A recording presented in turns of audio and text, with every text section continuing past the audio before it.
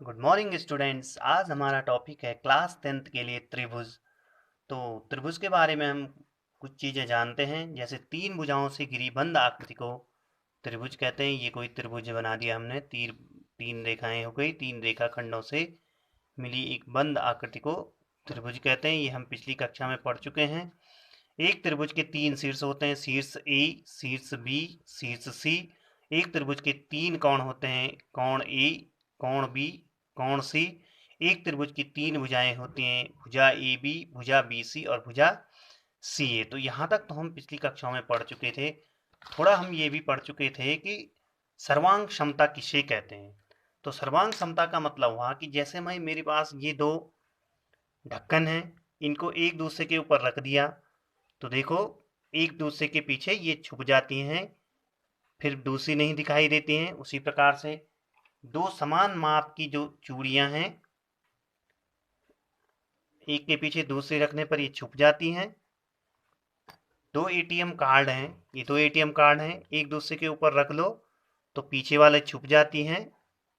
तो ऐसी आकृतियां कहलाती हैं सर्वांग सम आकृतियां। सर्वांग सम आकृतियां वे आकृतियां कहलाती हैं जो आकार आकार और आमाप यानी शेप और साइज दोनों में क्या हो, समान हो। वे आकृतियां समरूप आकृतियां कहलाती हैं। जैसे हमने घरों में देखे होंगे, ये चूड़ियां हो गई, एटीएम कार्ड्स हो गए, एक ही सेट के ग्लास हो गए, कटोरियां हो गई या ब्लेड हो गई। ये सर्वांग सम आकृतियां कहलाती, जिनकी शेप एंड साइज यानी आकृति और आमाप समान होती है, समरूप आकृतियां कहलाती हैं।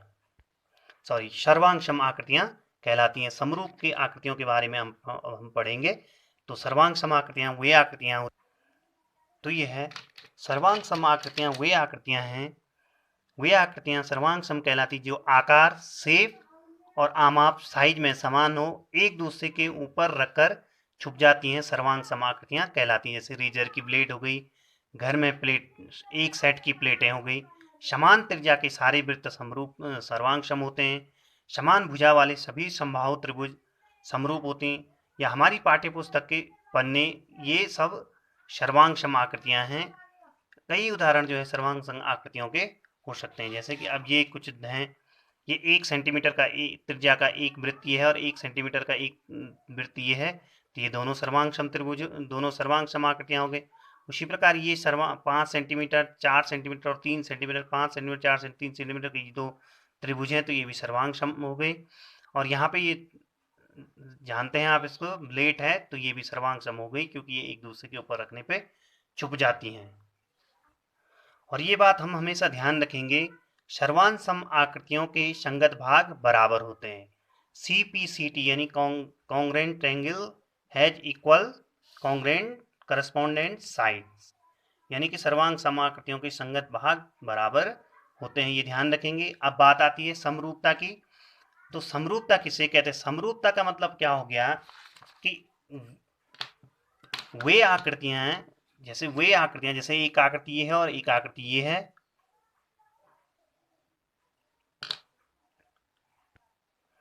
समरूप आकृतियां वे आकृतियां कहलाती हैं जिनका आकार तो सेम होता है लेकिन आमाप भिन्न भिन्न होती है। समरूप आकृतियां कहलाती है जिनका शेप तो समान एक जैसा होता है लेकिन उनका साइज छोटा या बड़ा हो सकता है, तो समरूप आकृतियां कहलाती हैं। और समरूप आकृतियों के कुछ गुण भी होते हैं, जैसे यहाँ पर कुछ आकृतियां बनाई गई हैं। ये 3 सेंटीमीटर का एक वृत्त है जिसकी त्रिज्या 3 सेंटीमीटर और एक सेंटीमीटर त्रिज्या का वृत्त है। तो ये दोनों समरूप आकृतियां हैं क्योंकि इनका जो है शेप समान है, लेकिन क्या, इनकी साइज भिन्न भिन्न है। उसी प्रकार से ये दो त्रिभुज हैं, इसकी प्रत्येक भुजा 3 सेंटीमीटर है और इसकी प्रत्येक भुजा 2 सेंटीमीटर है। तो ये दोनों त्रिभुज भी समरूप त्रिभुज हैं, समबाहु त्रिभुज कहलाते हैं। 3 सेंटीमीटर भुजा का समबाहु त्रिभुज और ये 2 सेंटीमीटर भुजा का समबाहु त्रिभुज। और इसी प्रकार से ये 3 सेंटीमीटर भुजा का वर्ग है और ये 2 सेंटीमीटर भुजा का वर्ग है। तो ये भी समरूप आकृतियां हैं, यानी कि सभी वर्ग समरूप होते हैं, सभी वृत्त समरूप होते हैं और सभी त्रिभुज, सभी समबाहु त्रिभुज, सभी त्रिभुज नहीं, सभी समबाहु त्रिभुज समरूप होते हैं। और यहाँ पर ध्यान रखने वाली बात ये होगी कि सभी सर्वांग सम आकृतियां समरूप होती हैं। सभी सर्वांग सम आकृतियां समरूप होती हैं, लेकिन सभी समरूप आकृतियां सर्वांग सम नहीं भी हो सकती हैं, यानी कि नहीं हो सकती हैं। सभी समरूप आकृतियां सर्वांग सम नहीं हो सकती। जैसे कि ये दोनों आकृतियां सर्वांग समरूप हैं, लेकिन सर्वांग सम नहीं है। लेकिन कुछ आकृतियां ऐसी तो समरूप भी होती हैं और सर्वांग सम भी होती हैं। मतलब सभी आकृतियां जो सर्वांग सम होंगी वो समरूप जरूर होंगी। तो यहां पर स्पष्ट हो गया कि सभी वर्ग, सभी समबाहु त्रिभुज और सभी वृत्त समरूप होते हैं। सर्वांग सम व समरूप आकृतियों की परिभाषा से यह स्पष्ट हो गया कि सभी सर्वांग सम आकृतियां समरूप होती हैं, परंतु सभी समरूप आकृतियां आवश्यक नहीं कि सर्वांग सम हो। यानी कि समरूपता की कसौटी क्या हो गई कि संगत कोण बराबर होने चाहिए। संगत कोण बराबर होंगे। जैसे कि हम इन दो त्रिभुजों को ले लेते हैं, संगत कोण बराबर होंगे, तो यानी कि कोण ए बराबर होगा कोण डी,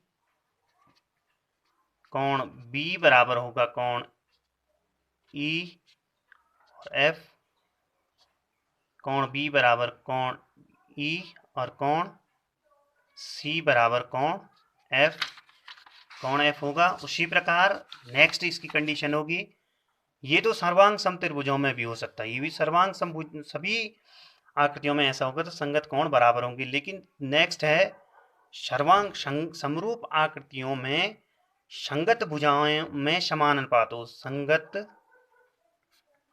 भुजाओं में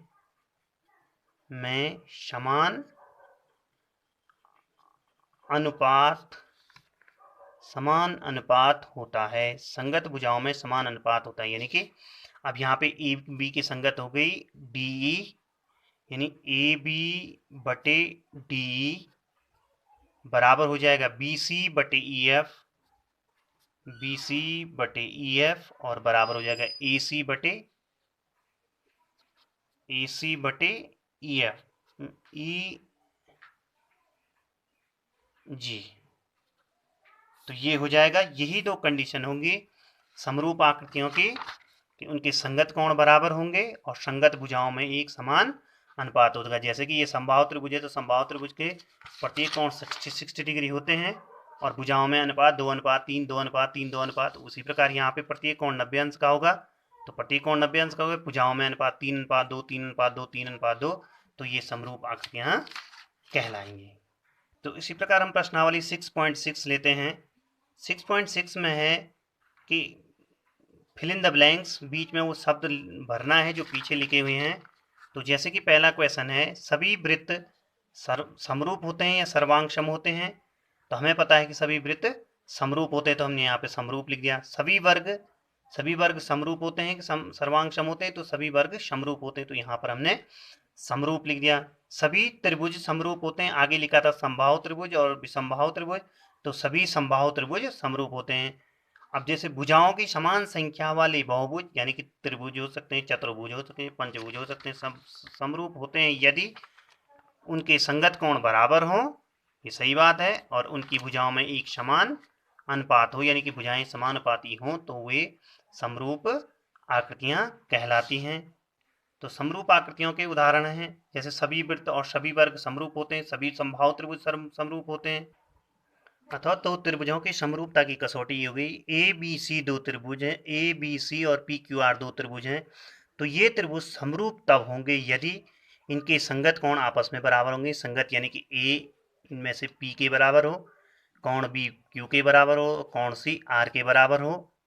उसके पश्चात संगत भुजाओं में समान अनुपात होता है, यानी कि संगत भुजा ए बी की संगत हो गई पी क्यू, बी सी के संगत हो गई क्यू आर और ए सी की संगत हो गई पी आर। तो इन संगत भुजाओं में समान अनुपात हो, ए बी बटे पी क्यू बराबर बी सी बटे क्यू आर बराबर ए सी बटे पी आर हो, तो हम कह सकते हैं कि त्रिभुज ए बी सी समरूप है। ये समरूप का साइन है त्रिभुज पी क्यू आर के।